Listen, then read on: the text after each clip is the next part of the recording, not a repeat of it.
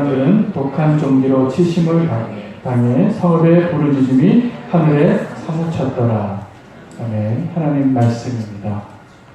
오늘 사무엘상 5장 말씀은 4장에 이어서 4장에서는 하나님의 언약궤를 빼앗긴 본문이라면 오늘 5장 본문은 하나님의 언약궤가 빼앗겨져서 블레셋 가운데 일어났던 일들을 기록하고 있습니다. 엘리 집안이 하나님의 영광이 떠나간 모습을 보고 다 망했습니다. 그리고 비느하스의 아내가 이가봇이라고 외치면서 출산의 고통보다 더 큰 고통을 당하고 죽었습니다. 하나님의 언약궤가 빼앗겼다고 해서 우리는 슬퍼할 때가 많습니다. 그런데 하나님은 그곳에서 정말 하나님 스스로의 능력을 드러내고 계셨습니다. 그래서 블레셋 사람이 오늘 본문에는 세 곳의 지명만 나오지만 다음 주 본문에 되겠습니다. 다음 주 본문에는 그 블레셋 진영에서 5군데의 진영을 옮겨 다니게 됩니다. 이 하나님의 궤가 왜 옮겨 다니게 되냐면 이 사람들이 이 하나님의 언약궤를 감당할 수가 없는 거예요. 그래서 우리에게는 뭐 있으니까 옆집에다 맡기고 또 옆집에 갔더니 또 재앙이 임하니까 또 옆집에다 맡기고 그렇게 5번이나 옮기다가 이제야 깨달아요. 이건 우리가 감당할 수 있는 물건이 아니구나. 자, 그런데 하나님의 이 언약궤가 첫날 블레셋 진영에 들어갔을 때 블레셋 사람들은 어떻게 생각했냐면 횡재한 줄 알았습니다. 횡재한 줄 알아서 축제를 하고 술을 마시고 잔치를 했을 겁니다. 우리가 저들의 신들을 빼앗을 정도로 전쟁에 승리했다. 그리고 하나님의 언약궤를 그들의 신전이었던 다곤 신전에 놓았더니 어떤 일이 일어났냐면 다곤 신상이 넘어진 겁니다. 머리가 땅에 엎어지고. 근데 이상한 일이다. 왜 이렇게 누가 쓰러뜨렸나? 라고 생각했던 것 같습니다. 그리고 다시 그 다곤 신상을 세우고 하룻밤을 더 지내고 나서 어떻게 됐냐 하면 손이 잘리고 목이 잘리고 몸뚱아리만 남은 다곤 신상이 되었는데 이 다곤 신상이 어떻게 발견됐냐 하면 그의 신상의 손이 문지방을 붙잡고 있었다라는 겁니다. 아마도 도망가려고 했었던 것 같아요. 이 신상이.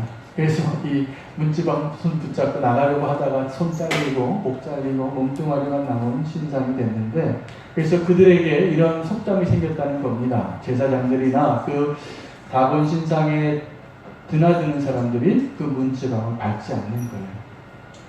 여러분, 하나님을 믿지 않는 사람들은 이렇게 다곤 신상이 무너지고 그들에게 독한 종기의 재앙이 임해도 그 문턱을 넘어서 여전히 우상 숭배를 할 겁니다. 하나님께서 이제 그 블레셋 가운데서 그 블레셋 진영을 옮겨가면서 우리에게 주시는 메시지는 다른 것이 아니라 나는 아직 살아있다. 이스라엘에게서 이 언약궤가 빼앗겼지만 나의 능력이 줄어든 것이 아니고 내가 죽은 것이 아니고 내가 아직 건재하다.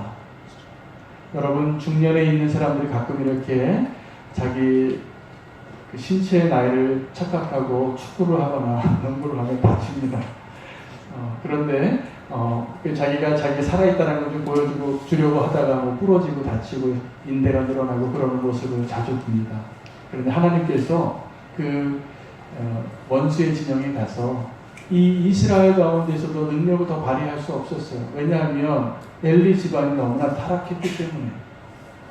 그런데 이제 하나님께서 그 원수의 진영에 들어가서 뭘 보이시냐면 나는 하나님이다.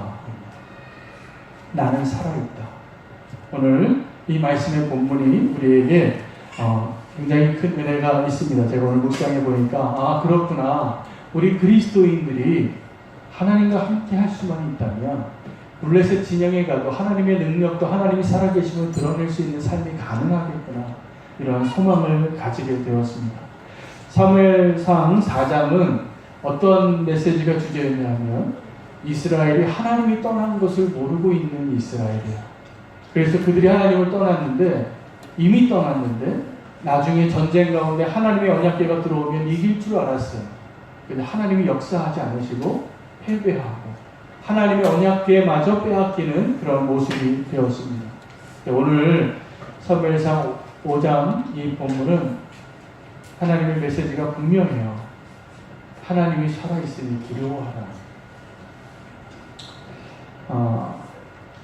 우리가 하나님 앞에 서는 것, 그리고 하나님과 함께하는 것을 먼저 배워야 할 필요가 있는데, 거룩하신 하나님 앞에 우리가 가까이 갈 수 없습니다. 여러분, 모세가 하나님을 만났던 사람입니다. 시내산에서 하나님과 40일 40주야를 함께하고 그 십계명을 받고 내려올 때 하나님의 광채가 그에게 임했습니다. 그런데 하나님께서 이 모세를 시내산 가운데 하나님의 임재하심이 있을 때는 어떤 현상이 일어났냐면 구름이 빽빽했습니다. 밀도가 높은 구름이 빽빽해서 어두워질 정도로. 그러나 하나님의 영광이 임하는 그 시내산에 들어갈 때 하나님이 모세에게 신신당부를 하는 게 있어요. 뭐냐면 이 시내산에 금줄을 쳐라. 금하는 줄. 이 선을 넘어오지 말게 하라. 이 선을 넘으면 죽으리라. 왜냐하면 그들은 하나님 앞에 나오기에 준비된 자가 아니었습니다. 제사장들도 모세가 하나님을 만나고 와서 그 제사의 규례를 아주 자세하게 설명한 이유는 제사장이 죽을까 봐고 이스라엘 민족이 함부로 하나님께 나아갈까 봐였어요. 그래서 거룩한 모든 규율들이 다른 게 아니라 씻고 준비하고 정결케 하고 정성을 담아서 하나님이 말씀하신 방식대로만 해야지 갈 수 있는 길이에요. 하나님을 만나려면, 하나님과 함께 하려면, 하나님 곁에 있으려면, 하나님께 가까이 가려면 지금도 동일합니다. 제가 이전에 일본에 갔을 때 일본에서 특별한 사파리를 한번 가봤어요. 그 사파리에는 사람들 그냥 개인 승용차로 그 사파리를 다닐 수 있게 하더라고요. 요즘 에버랜드에도 그런 사파리가 있는데 철조망 친 차들 버스 타고 가잖아요. 운전하시는 분들 타고. 근데 그 사파리는 그냥 내가 갖고 갔던 그 차를 가지고 그 사파리를 가는데 사자도 있고 호랑이도 있어요. 코뿔소도 있고 기린도 있고. 그런데 자세히 가서 이렇게 보면 그 각 동물들마다 보이지 않게 고압 전선이 이렇게 쫙 펼쳐져 있어요. 그래서 그냥 우리 관광객이 지나가도 사실은 안전해요. 거기 안에 있는 동물들이 그 고압선을 넘지 않아요. 이미 이렇게 닿아봤다가 손을 충격을 받았거나 그 선을 넘지 말아야 된다는 것을 이 선을 넘으면 안 되는구나 라는 것을 습득하게 된 것일 것입니다. 여러분, 우리 하나님께 나아가려면 그 선을 지켜야 됩니다. 엘리의 집안이 그 선을 넘었어요. 그래서 하나님이 하지 말라는 방식으로 그 아들들이 타락했는데 그 하나님이 봐주고 계시다가 심판의 때에 그 언약궤가 빼앗기는 날에 이가봇 되어지는 날에 아들 둘 다 죽고 엘리도 죽고 며느리도 죽습니다. 완전히 망했습니다. 오늘 본문을 보면 블레셋 사람들도 그 선을 넘을 수 없는 사람들이었습니다. 그래서 그들이 정결한 백성이 아니었기 때문에 하나님의 언약궤가 가는 곳마다 재앙이 임했습니다. 그래서 그들이 이렇게 말해요. 이 언약궤를 빨리 다른 곳에 좀 옮겨라. 여기에서 말고 다른 데로 좀 가게. 이 이스라엘의 신이 우리 다곤과 우리를 다 죽이려고 하는구나. 다윗도 그 선을 넘었습니다. 그래서 우사가 죽었습니다. 여러분, 하나님께 나아가는 것이 쉬운 게 아닙니다. 여러분, 지금 저와 여러분이 예배드린다는 거, 저는 예배드린다는 건요, 우리가 아까 준비하는 기도에서부터 찬양할 때부터 기도할 때부터 오늘 말씀을 듣는 이 자리까지 저는 어떤 마음으로 이 예배를 준비하냐면, 하나님, 제가 주님께로 한 걸음씩 더 나아갑니다. 이게 놀라운 은혜예요. 하나님이 임재하신 가운데. 여러분, 이 예배 가운데 저와 여러분이 가장 간절히 소망하는 게 뭡니까? 뭐예요? 저는 정말 우리는 교회의 예배 가운데 지금도 계속 기도하고 있는 예배를 위한 기도 제목이 하나 있는데, 우리는 예배 드릴 때마다 하나님의 임재하심을 경험해야 합니다. 아멘. 하나님의 임재하심을 오늘 이 자리에 우리가 경험할 수 있으면 하나님이 함께 해주시는 그 축복을 우리가 누릴 겁니다. 근데 우리가 하나님과 함께 할 수 있는 그 축복을 누리려면, 하나님의 임재하심을 누리려면 대단한 용기가 필요합니다. 그리고 하나님의 방법대로 가야 합니다. 지금은 우리가 이 예배 드릴 수 있는 은혜, 하나님께로 나아갈 수 있는 그 축복은 예수 그리스도의 십자가 때문에 가능한 거예요. 자, 그런데 오늘 여러분 주님 앞에 나올 때 어떤 마음으로 나오셨습니까? 하나님 얼굴 똑바로 쳐다보실 수 있습니까? 오늘 이 자리에서 주님의 음성 들을 수 있습니까? 여러분, 대면한다는 것은 어떤 잘못을 한 사람에게 있어서는 놀라운 용기가 필요해요. 여러분, 재판할 때 법정에서 진실을 밝히는데 마지막에 두 당사자를 서로 대면시킬 때가 있습니다. 그럼 어떤 사람이 거짓말을 해요. 나 그런 일 한 적 없다고. 근데 그 이야기를 들은 사람이나 그 관계되어지는 이해관계자가 그 앞에 있을 때 그 말하는 게 가능하지 않아요. 왜냐하면 그 사람이 진실이 아닌 이야기할 때는 의의 있다고 말을 할 것이기 때문에 그렇습니다. 우리는 그 상대방이 없을 때는 얼마든지 꾸며낸 이야기로 나는 아무 죄도 없는 것처럼 이야기해 왔습니다. 그러나 그 사람이 있을 때는 그렇게 하지 못할 겁니다. 더 나아가서 하나님이 함께 하신 자리에서 우리는 절대로 그렇게 할 수 없습니다. 예배는 어떤 거냐면, 하나님, 내가 지금 이런 모습인데 하나님께로 나아갑니다. 하나님의 얼굴을 보기를 원합니다. 그 고백으로 나아가는 것입니다. 예배는 그래서 경외함으로 드려져야 하는 것입니다. 오늘 사무엘상 4장과 5장 지난주와 이번 주에 본문에서 우리는 언약궤를 빼앗긴 이스라엘과 언약궤를 빼앗아간 블레셋 두 민족이 다 이스라엘이나 블레셋이나 모두 하나님 앞에 서기에 합당하지 않다는 것을 발견하게 됩니다. 여러분, 이스라엘은 그 하나님의 언약궤를 붙잡고 함께하기에 합당하지 않아서 빼앗겼어요. 근데 블레셋은 그것을 가져갔는데 여전히 합당하지 않아서 언약궤가 있는 곳에서 하나님의 놀라운 심판이 시작이 되어지는 것입니다. 마지막 날의 심판이 그렇게 임할 것 같습니다. 하나님의 인지하심, 하나님의 칼날이 모든 민족에게 이스라엘을 포함해서 교회를 포함해서 하나님의 칼날이 지나갈 때 예수 그리스도의 보혈이 덮여진 것만 안전해요. 그게 유월절이에요. 여러분, 유월절은 마지막 날에 하나님께서 행하실 심판의 상징적인 사건입니다. 예수 그리스도의 보혈이 덮여지지 않은 그 집은 안전하지 않아요.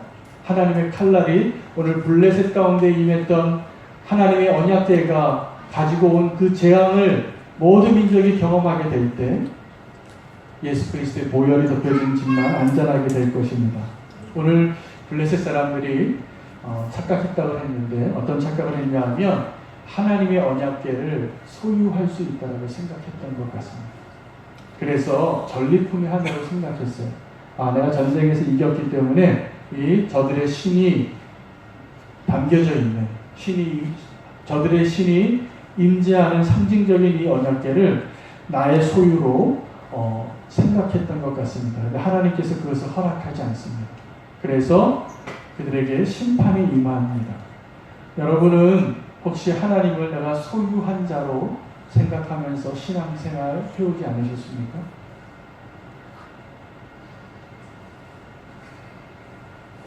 많은 사람들이 블레셋같이 하나님의 언약궤를 소유하려고 합니다. 그래서 하나님께 기도해요. 열심히 신앙생활도 하고 교회를 오래 다니고. 블레셋 사람들하고 별로 다르지 않아요. 하나님이 나와 함께 하시면 내가 형통하리라. 하나님이 도와주시면 내가 성공하리라. 이러한 마음으로 신앙생활할 때가 많습니다. 그러나 오늘 우리가 다시 한번 하나님의 십자가의 능력을 회복할 수 있는 자리가 되기를 축복합니다. 이게 잘못된 거예요. 우리는 하나님을 소유할 수 없어요. 하나님은 우리의 진의가 아니에요. 내가 선택하고 내 소원을 들어달라고 구하면 하나님이 내 기도에 응답하신 하나님이 아니라 우리가 하나님의 것이에요. 그래서 우리는 원래 하나님이 원하시는 대로 살아야지 맞는 자들이에요. 그런데 우리가 그 길을 떠난 거예요. 착각하는 것이죠. 하나님은 이스라엘의 것도 아니고 블레셋의 것도 아닙니다. 거꾸로 이스라엘이나 블레셋이 하나님의 것입니다. 시편 60편 7절에서 8절에 보면 이렇게 고백하는 시편의 내용 가운데 하나님의 말씀, 음성이 들리는데 하나님 이렇게 말씀하십니다. 길르앗이 내 것이요 므낫세도 내 것이며 에브라임은 내 머리의 투구요 유다는 내 손의 규라. 모압은 나의 목욕통이라. 에돔에는 나의 신발을 던지리니 블레셋아 나로 말미암아 외치라 하셨도다. 이게 무슨 얘기냐면 에브라임과 므낫세와 길르앗 다 이스라엘을 상징하는 지파들이에요. 다 하나님의 것이라는 거예요. 뿐만이 아니라 그 유다 지파 이스라엘 민족뿐만이 아니라 모압과 에돔과 블레셋까지 다 하나님이 소유하고, 마치 하나님이 편안하게 목욕할 때 목욕통에 들어가면서 신발도 벗고 옷도 걸치고 그러는 것이 모압이고, 그러는 것이 블레셋이고, 그리고 그러는 것이 에돔이라는 것이에요. 사실은 하나님이 모든 것을 소유하신 분이십니다. 여러분, 우리는 특별하게 어떤 존재냐면 블레셋과 이 이스라엘의 차이가 있다면, 이 세상과 교회의 차이가 있다면, 저와 여러분, 예수 그리스도를 믿는 사람들은, 성도들은 하나님의 소유인데 값을 지불한 상태입니다. 예수님께서 십자가에 달려 돌아가실 때 맨 마지막에 뭐라고 얘기하셨냐면 내가 다 이루었도다. 이게 어떤 의미냐면 내가 이제 다 결제했다. 너희를 구원하기 위하여, 너희를 자유케 하기 위하여 이제 내가 다 이루었다. 값을 다 지불하시, 잔금을 다 치르신 거예요. 잔금을 다 치르신 거예요. 저와 여러분의 하나님이 잔금 다 치르고 산 대상입니다. 계약금만 주고 중도금 내고 또 잔금 다 치르고 그 과정이 있잖아요. 어떤 집을 사거나 비싼 걸 살 때. 그런데 저와 여러분을 구원하기 위해서 잔금까지 다 치르셨어요. 그게 저와 여러분의 지금 상태인 것입니다. 그래서 하나님께서는 우리에게 소유의 표시를 허락하셨어요. 구약에서는 이스라엘을, 신약에서는 교회를, 하나님께서는 우리를 소유하시고 우리를 소유한 소유 표시를 남겨두셨는데, 구약에서는 육체의 할례를 하셨고 우리 신약 시대에는 영의 할례를 하셨어요. 육체의 할례는 어떤 것입니까? 남자에게서 가장 소중한 부위는 자기만 아는 거예요. 자, 소유권을 누구에게 보여주기 위한 것이냐면 자기만 알 수 있는 곳에 그 사람이 알아야 할 것이에요. 그러니까 하나님의 소유는 어떤 거냐면, 우리 아이들이 초등학교 때 누구 좋아하는 애 있으면 그러잖아요. 쟤는 내 거야. 이렇게 말하면 이걸 왜 크게 얘기하냐면, 다른 남자애들이 저 여자 예쁜 여자 내가 내 거야 하고 찜하면 다른 남자애들이 건들지 말란 뜻이에요. 건들지 말란 뜻이에요. 그래서 다른 애들이 제가 짝이 있으면 이제 쟤는 누구 거야, 최영재 집사님 거야, 그게 딱 나오면 이제 안 건드리는 거예요. 그 짝을, 다른 남자친구들이. 그런데 하나님의 소유권 표시는 그렇게 한 게 아니에요. 다른 사람들이 건들지 말라고 꼬리표를 달아놓은 게 아니라, 할례는 너희가 나의 소유인 것을 알라요. 그래서 우리가 하나님의 소유인 것을 알면 하나님의 임재하신 가운데 사는 것이 가능합니다. 그런데 내가 하나님의 소유인 것을 이제는 하나님께서 육체에 행하시는 것이 아니라 마음에 행하신다고 했습니다. 여러분이 마음의 할례를 받으면 우리가 하나님의 소유된 자로 사는 것이 능력의 근원인데, 여러분 하나님이 나를 구원하신 걸 믿으십니까? 아멘입니까? 그 마음에 나만 알고 있는 흔적들이 있습니까? 그 흔적을 어떻게 만드냐 하면 우리가 십자가를 통과해야지만 그 흔적을 우리가 갖게 돼요. 그런데 우리가 예수님 믿는다고 하는데 그 십자가를 통과해 본 적이 없으면 흔적이 없어요. 왜요? 상처가 난 적이 없거든요. 여러분, 저는 요즘 우리 성도들의 기도 제목이 풍성해지고 있어서 감사해요. 거기에는 어떤 기도에 응답받은 제목들이 있어서 감사하고, 또 어떤 데는 지금 기도하지 않으면 안 되는 기도 제목이 있어서 감사해요. 제가 그 기도 제목들을 가지고 기도하면서 어떤 마음이 드냐면, 하나님, 이제 이 성도님의 이 기도 제목을 가지고 기도하겠습니다. 이제 하나님께서 이 기도에 응답하시면 이것은 분명한 그 성도님만 알 수 있는, 기도해 본 사람만 알 수 있는 흔적이에요. 아멘. 우리가 성도의, 내가 하나님의 소유된 흔적은 내가 그 고난 가운데, 그 환난 가운데 그것을 기도해서 하나님이 응답하신 것을 내가 아는 거예요. 저는 미국이라는 나라가 가끔 위대하게 느껴질 때가 있습니다. 언제냐 하면 미국이라는 나라는 자기 나라 국민을 절대로 포기하지 않더랍니다. 그래서 어떤 테러 집단이 미국 사람을 억류하고 있으면 그 나라가 몇 배의 값을 지불하고 응징을 하거나 전쟁을 일으키거나 군함을 보내거나 특수 군대를 보내서 그들을 다시 꺼내와요. 왜요? 미국 거예요. 미국 시민권 있는 사람. 요번에 북한과 미국이 여러 가지 지금 논쟁을 하면서 한국 사람인데 미국 시민권 있는 사람들이 억류되어 있었어요. 근데 미국 정부가 대화를 위한 첫 번째 조건이 뭐냐면 그 사람들 석방하라는. 한국 정부는 그 일을 못하는데 미국은 그 일을 하더라고요. 그래서 저는 미국이 참 위대하다, 그런 면에서는. 미국이 나라가 커서 위대한 게 아니라 자기 나라 백성을 소유된 사람들을 포기하지 않는 거 보면서 대단하다. 여러분, 우리가 하나님의 소유된 자라는 것을 깨닫게 되면 미국이 미국인을 보호하는 것보다 더 강력한 하나님의 사랑이 우리를 절대로 포기하지 아니하시는 것을 알아야 해요. 우리는 결코 우겨싸움을 당해도 하나님이 포기하지 아니하시는 그런 존재입니다. 왜요? 하나님이 우리를 소유했기 때문에. 아멘이죠? 할렐루야죠? 우리가 하나님 소유하려고 하면 그게 안 돼요. 하나님이 우리를 소유하셔야지 그게 가능합니다. 오늘 이 본문은 블레셋 가운데 들어간 하나님의 언약궤가 능력을 발휘해서 하나님께서 그 블레셋 지역의 5군데의 지역을 계속 재앙을 내리시는 사건들이 이어지고 있어요. 저는 오늘 이 모습을 보면서 우리는 교회 성도님들이 세상에 나가서 이런 능력을 좀 발휘하면 좋겠다. 여러분, 교회는 요즘 어떤 모습으로 바뀌냐면 거대한 아둘람의 굴이 되고 있습니다. 교회가 어떤 곳이냐면 3,000만 분들이 오세요. 저는 1차적인 교회의 목적이 아둘람 굴인 것을 동의하고, 정말 사랑으로 갈 것 없고 또 정말 소외당하고 억울하고 상처받고 아픈 사람들 교회에 와서 회복되어지는 것을 보기를 원하고 그것을 위해서 애쓰고 있습니다. 기도합니다.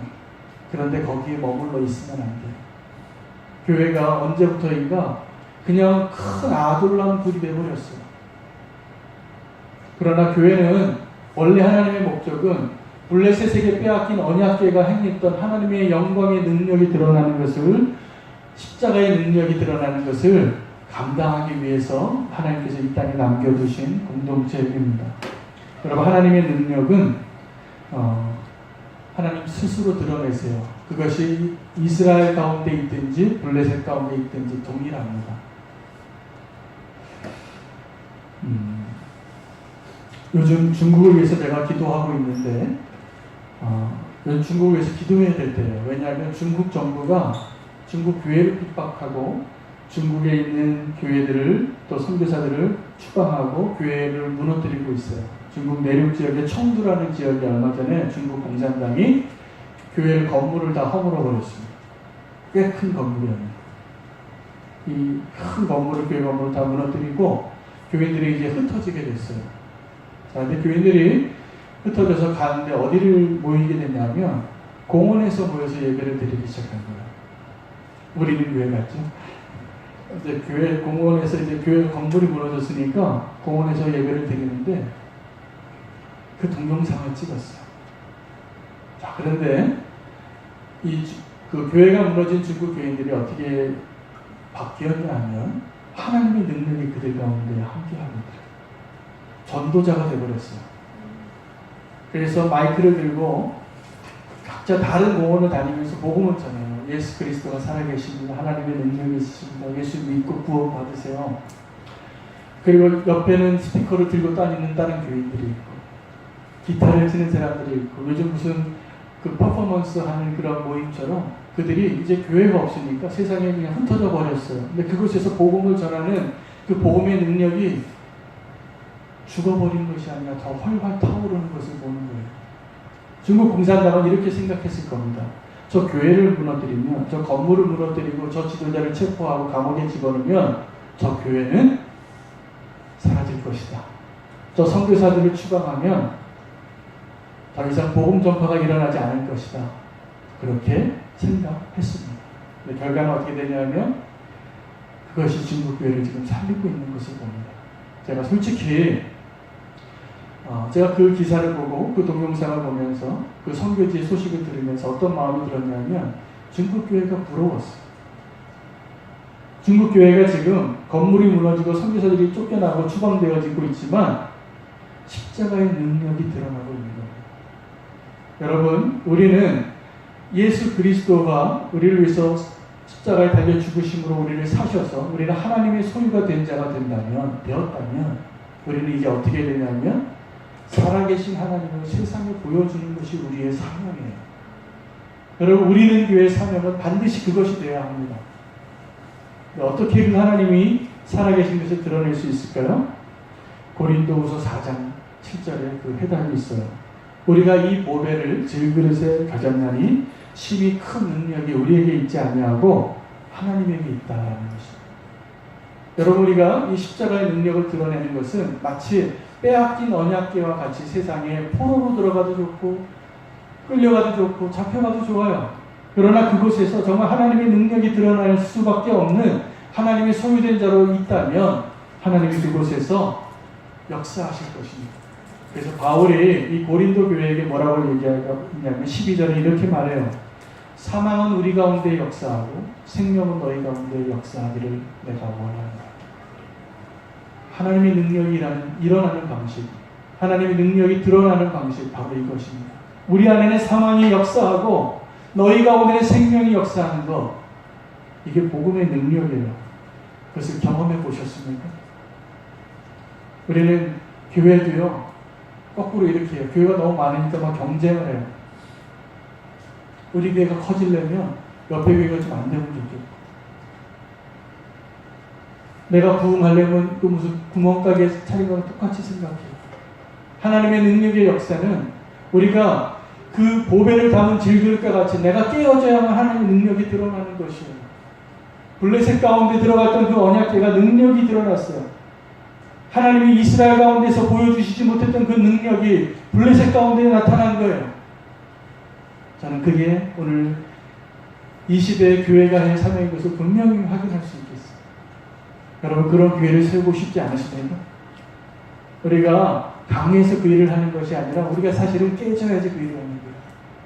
우리 안에 예수 그리스도가 드러나려면 내가 지금 깨져야 돼요. 그러면 하나님께서 역사하실 것입니다. 그러면서 이렇게 얘기해요. 14절에 예수를 다시 살리신 이가 예수와 함께 우리도 살리리라. 하나님의 능력이 언제 드러나냐면 내가 완전히 죽고 나를 다시 살리시는 그 하나님의 능력이 드러날 때 드러나는 것입니다. 그런데 우리는 잘 죽지 않는 거예요. 죽으려고 안 하는 거예요.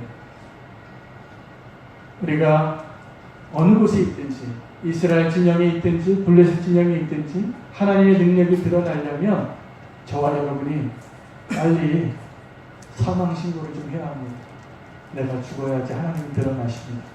우리는 교회에서 오늘 이제 나눔과 예배와 그 모든 삶의 영역에서 내가 죽어서 하나님이 드러나실 수 있도록 결단하는 그 결단을 할 수 있으면 좋겠습니다. 그때 하나님은 그렇게 얘기하실 거예요. 내가 아직 살아있다. 내가 아직 살아있다.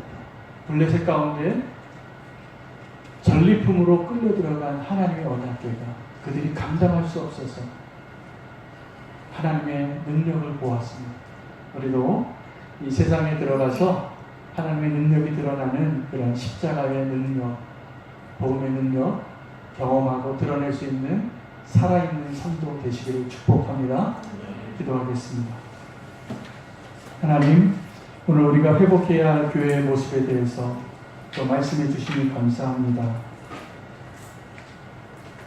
하나님이 우리의 곁을 떠났음에도 알지 못하고 언약궤를 힘입어 전쟁터에 나갔던 이스라엘 같은 모습이 되지 않게 해주시옵소서. 아멘. 하나님, 우리와 함께하지 않다면, 하나님 우리를 소유하시지 않았다면 우리는 세상에서 힘이 없고 하나님의 영광도 떠나버린 정말 비참한 모습인 것을 고백합니다.